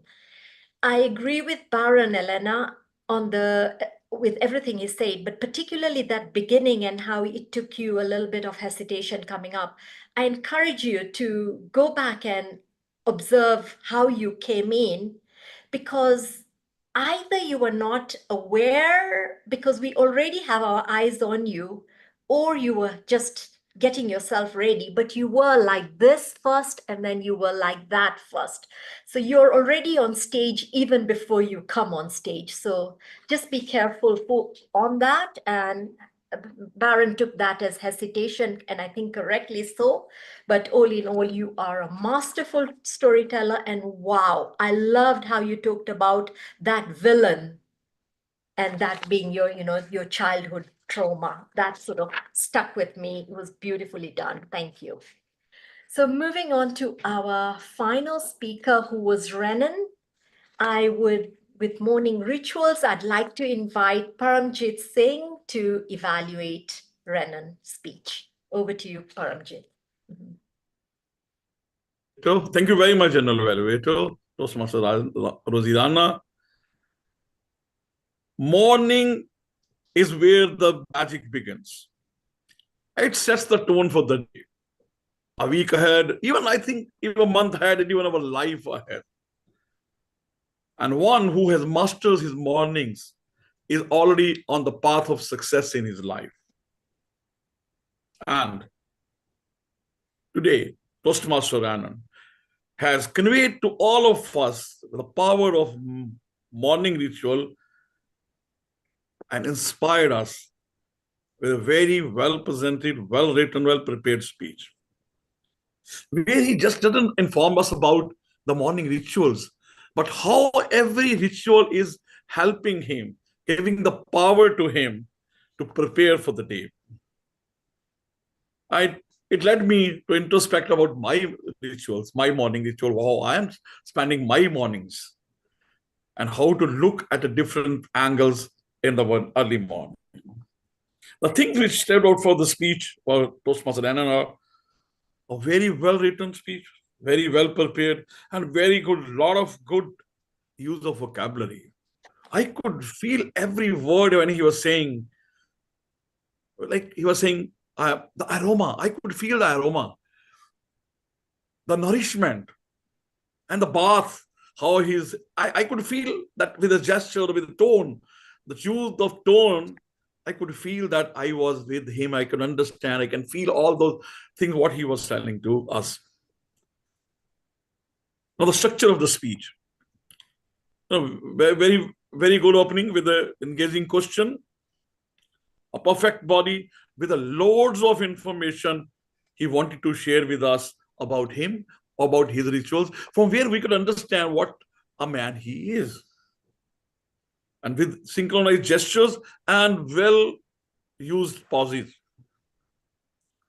Toastmaster Renan, your Zoom presence was very fine, well-lit room, good background, no blurring, as well as very well-centeredly placed in the box.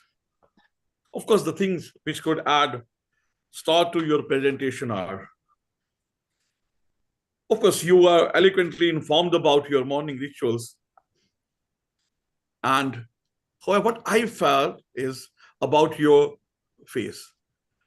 You're very serious while delivering the speech. A smile on your face would have added to value and would have engaged even further to all of us. And your energy, you can add more energy to whatever you're saying. Whatever you're saying, the tone was very good, but you can use that energy also for delivering that speech in it. More like it engages more with the people.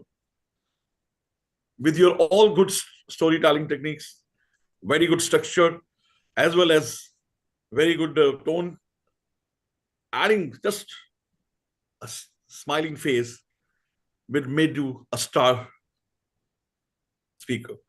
Over to you, General Evaluator. Thank you very much, Paramjit, for delivering an evaluation which was very encouraging to Renan. You embraced his speech. We could feel that sincerity and authenticity when you delivered your evaluation. I like the suggestions. I like the encouragement.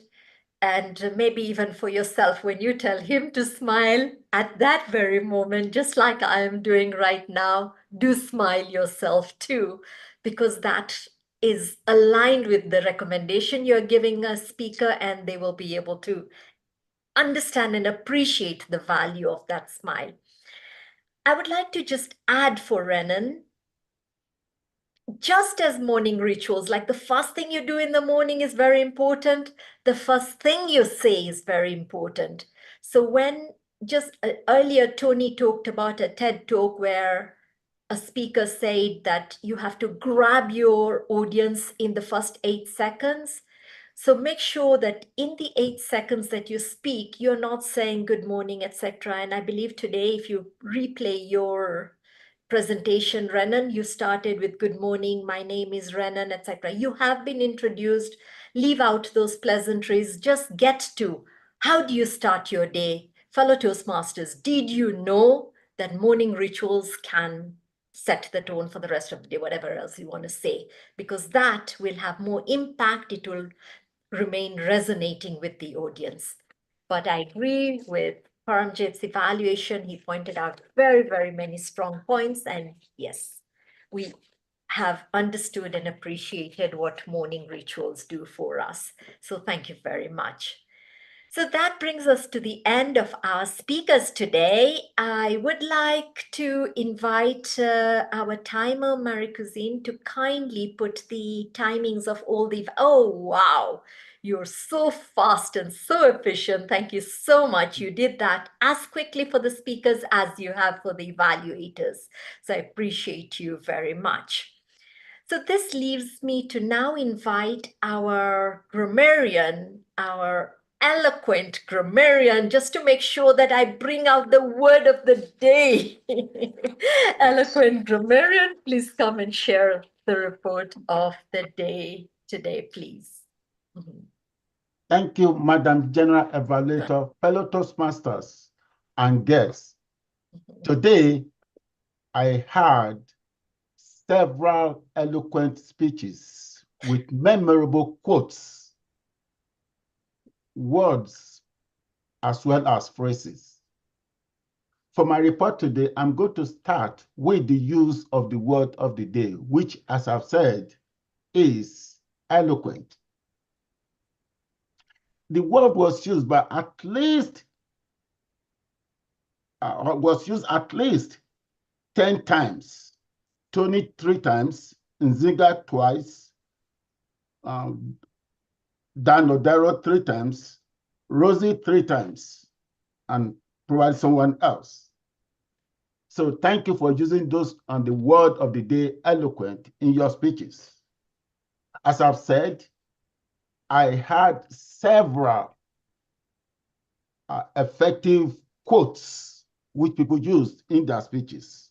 And in the interest of time, I will probably just cite a few. The quote by Socrates, which is from Sandra, that says, "The unexamined life is not worth living."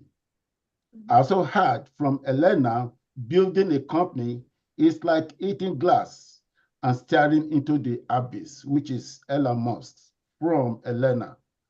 There were several other memorable statements that I heard from others, like quotes, like the one from Zig Ziglar quotes, you don't need to be great to start, but you have to start to be great.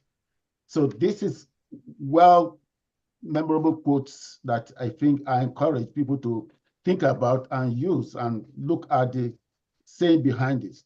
And I also have a number of phrases that I learned today. A lot of them are very thoughtful, like very thoughtful evaluation, warm and encouraging feedback, stories evoke emotions, and so on and so forth.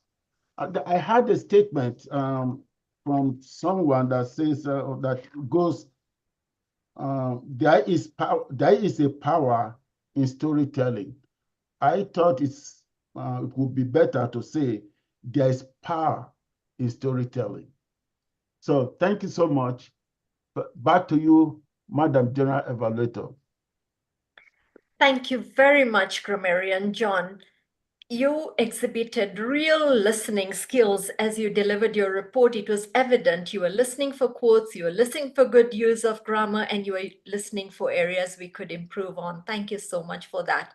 And I liked how you brought in a word of the day that fit very well with the theme, and it was well used. I want to now request, even as I move on to give a final wrap up and evaluation, I want to request our Zoom master to please run the poll for the evaluators today. Thank you. That was so quick. I'll give everyone a few seconds to vote for their best evaluator or best effort evaluator.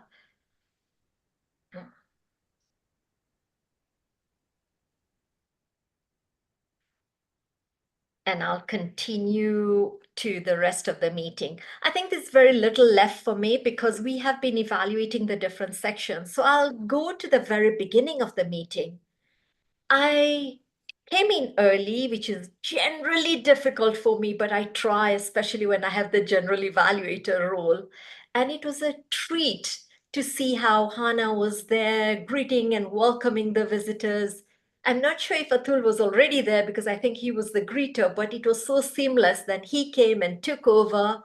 There was that warmth, that spirit of camaraderie and support that only our club has, with Baron and Bram coming in to, every so often to recognize different people. I truly, truly appreciate that which we have in our community. It's the one time when we connect with one another. We are members from 25 countries, so being able to talk to one another that short while, welcome guests, is really beautifully done. Hannah's always there with her guest book, so again, extremely well. I liked how Lydia, as the SAA, came in on time to pretty much cut our chatter, because that chatter can go on and it's so easy to get lost in it. But she sort of said, we have 2 minutes to it. We've got to get started. Very swiftly then got us quiet, introduced the Toastmaster of the day with aplomb, and we moved on. So all in all, I have thoroughly enjoyed the meeting. We had one speaker short because of Alfin's technology problems, but we are bang on time. There's just enough time for me to hand back to the Toastmaster to take over and do the awards and all.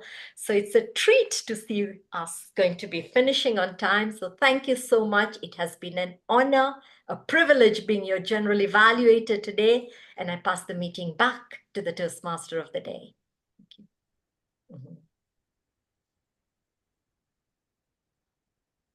Terence. Thank you, General Evaluator. A round of applause to all the role takers, all the speakers, and all who have made this meeting a success. At this moment, I want to call for the thoughts of the day, which will be delivered by, thoughts on the theme, which will be delivered by Sabnan Syed. Sabnan, over to you.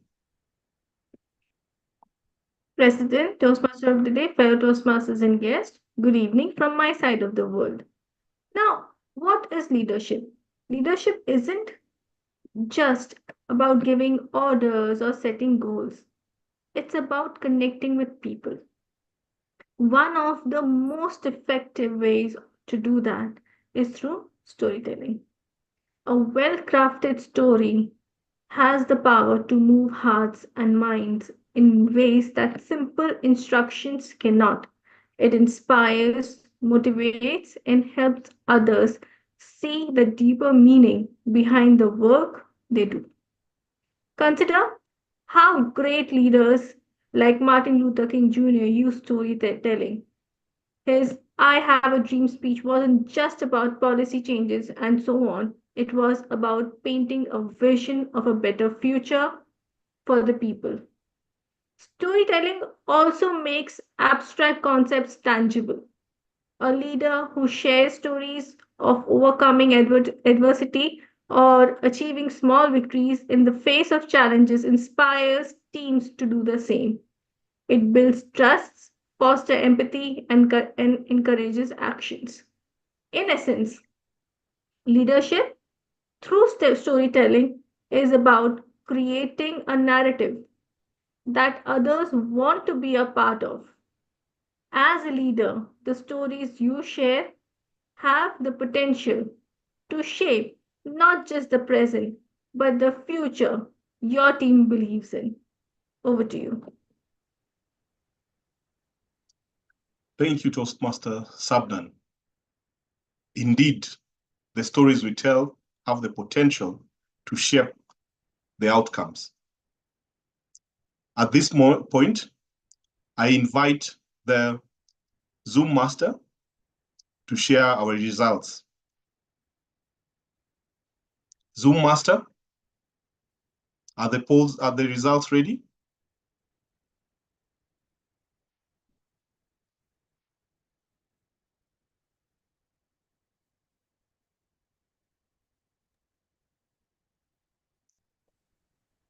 Drum rolls. And the best speaker, we had Toastmaster Elena Constantino. Congratulations, Toastmaster Elena. Our best evaluator, drum rolls please. And our best evaluator was none other than Toastmaster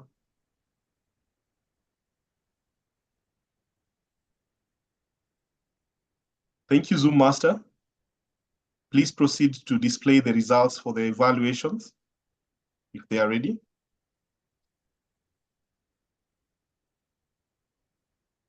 The evaluation polls. Toastmaster Irene Sadia. Congratulations, Toastmaster Elena and Toastmaster Irene. As we wrap up this meeting, dear guests, your time to interact with us is nay. It's just around the corner. So stick around as I conclude. And on that note, I'd like to encourage each one of us as leaders, as speakers, and in different spheres of life. At different stages of our stories, we either become villains or heroes to different people. But it's our honors as leaders to make sure that we are consistent with our story, to make sure that whatever story we begin with is the one that we end with. And I will share a simple tool that helps us in crafting compelling narratives. And the acronym is CRAFT. C is for characters. Well-developed, relatable. Who are your characters? Who are the characters in your story as a leader? Realization. The character's journey to self-discovery or revelation. What are the various aspects of your story that we can relate to? What mountains have you scaled? What rivers have you had to dive into? Realization. The character's journey comes to realization. What insights have you gotten as a leader? What is this pivotal point in your leadership story or in your leadership journey? Next, we have action. The actions help us move the plot forward. And in your case, what action have you taken? What efforts, what decisions led you to where you are right now? And last but not least, the F is for flair. The unique style, creative elements. As Sandra Vaux always tells us, the straight talk. What is unique about your story? What about your story cannot be replicated by any other person? What about your story must be told only by you? What is authentic about your story? And with that, ladies and gentlemen, I hand over to the president, Toastmaster Bram Memon. Thank you, Terrence. Thank you very much for being the Toastmaster of the day. You are a relatively new member, yet you've done an excellent job. And we look forward to you doing this another time as well, so that you can keep practicing as to how to be a Toastmaster of the day. For those of you who are guests here today, let me tell you a little bit about Leadership Speak. We were charted on in February of 2022. So we are about 2.5 years old. So you would start to think, only 2.5 years old, should I really join this club? It's an advanced club. I need something more advanced. Well, there's nothing more advanced than this club, because in a 1.5 years, we were one of the top 5 clubs globally, not only in terms of the education awards, but also in terms of the quality, the service, and the excellence with which we pursue relentlessly how we pursue our leadership development. And hence the name Leadership Speak. That's the name of the club, is how we speak as leaders, how we get heard as leaders, and how we convey with confidence, with conviction, with credibility our message. And we are all learning at different levels as to what that is in this club.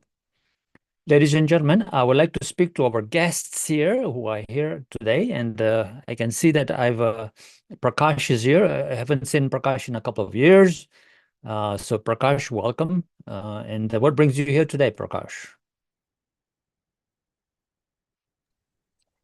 You know what, I received an email, and I think I registered some time ago, and it was I think it was like a sign or something, because I read the email like 10 minutes before the meeting was to start, and I said, well, I guess I have to go to this meeting. So here I am. Haven't been to a Toastmasters meeting for a very long time, and it's good to reconnect with all of you. Wonderful. Are you thinking of rejoining Toastmasters? I am indeed. I am indeed.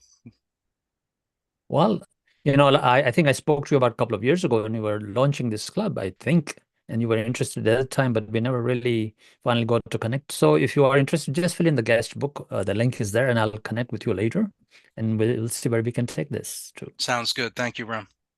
All right, Prakash, take care. Talk to you soon. Next, we have on my screen here, let's see. Those who have been here on a regular basis, of course, I will not call on them, but we have Eunice Modanye. Hello, Eunice, are you there? All right, good. Yes, Oh, I'm here. oh, hi, Eunice. How are you? I'm very fine, thank you. I'm doing great. Can you put on your video if it's possible, and tell us where you're from, what brings you here today, and did you learn anything at Leadership Speak today?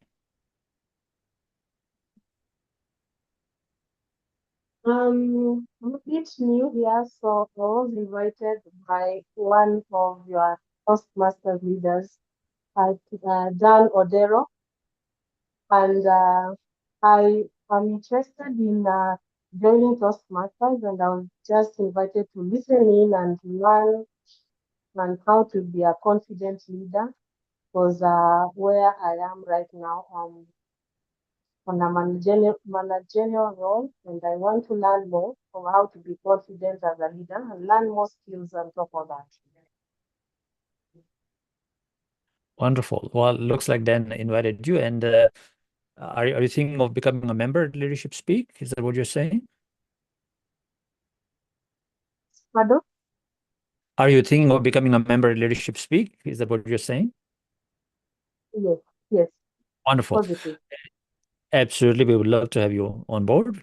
If you can, if you fill in the guest book, we will get in touch with you. Either the vice president of membership or somebody else will get in touch with you. So just fill in the guest book. The link is in the chat. All right. Thank you, Eunice, and welcome. Karibu. Thank you. Thank you.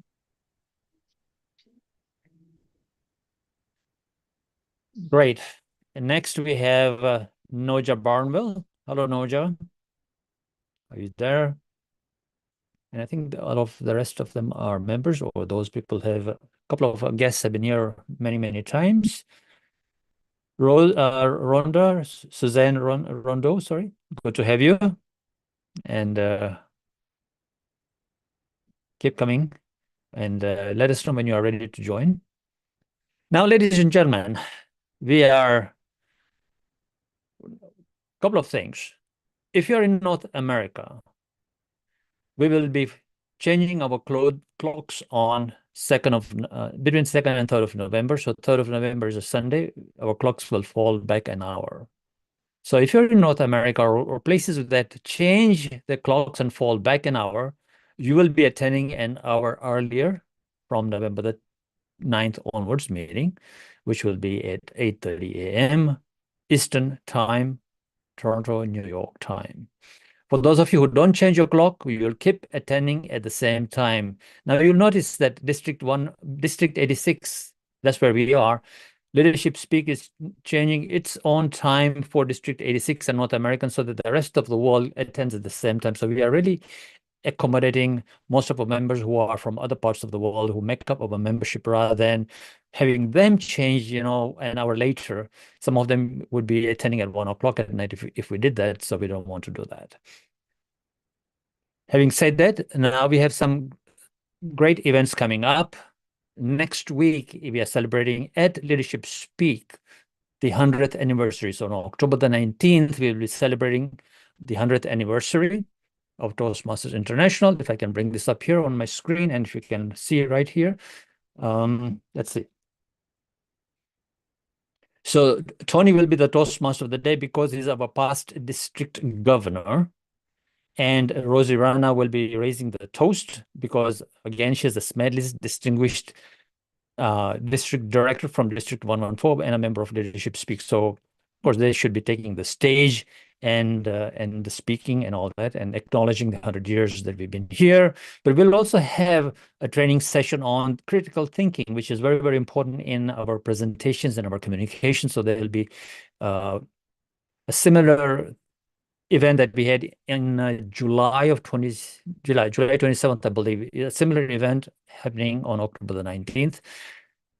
Following that, on October the 20th, so we have 4 days of straight celebration of the 100th anniversary. So on October the 28th, the Global Leadership Impact Summit will take place for 3 days. And on the 20th, we will have actually Tony present and Brent Patterson present, who is the co-founder of Leadership Speak, right? And of course, we are celebrating Ralph Smedley's legacy for those 3 days, actually starting from the 19th almost at our club, and then going on to the bigger projects. So we'll have a global audience. Now, we'll also have an amazing event happening. It's Seema Golcha, who is a Toastmaster from Nepal. And she describes herself, it's her own words, a housewife who joined Toastmasters and was very afraid to talk and even say a word. But she joined Toastmasters because a friend of hers forced her. She was going to resign from Toastmasters, but continued. And today she's a professional ventriloquist that presents on stages like New York with Jerry Seinfeld, and I forget the other name. I think I've mentioned it before. So you don't want to miss this particular event. It's just amazing. And a Toastmaster who's become a professional ventriloquist, not just a speaker, but a ventriloquist. That's, I think, blows my mind. And she's a comedian, Sandra, by the way. So from not being able to speak at all to being a comedian, ventriloquist is just incredible. So I'm really looking forward to that. We have a treat coming up.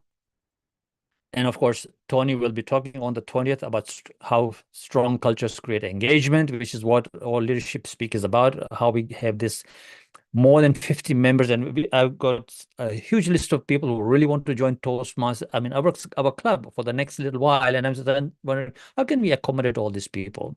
So, we have a big list coming up because of our strong culture and the engagement that we create. We will also be having Rosie Rana coming up about critical thinking. She'll be speaking on the 21st. Brent will be speaking on the 20th about the book is written, and it's very, very relevant to Leadership Speak, especially, and to Toastmasters fraternity globally. So he'll be there, ladies and gentlemen. Then we will have DTM Emmett Kinsey, Lies That Leaders Believe. If you remember, a couple of weeks ago, he was at the club here for 20 minutes. Now he's going to speak for almost an hour about that particular subject. Not to forget, Lance Miller will be here on the 22nd, which is the actual 100th anniversary date. And he's going to talk about leadership is everybody's business. Followed by, we will have the finalists of the 7-minute magic challenge on that particular day, which is my HPL project. So 2 HPL projects coming together on that particular day. And followed by that, the cream of the whole thing. And I'm sure you all want to attend that on the 22nd at around 1 p.m. approximate time. Luisa Montalvo will be there talking about her journey in Toastmasters and what makes us a great speaker and communicator.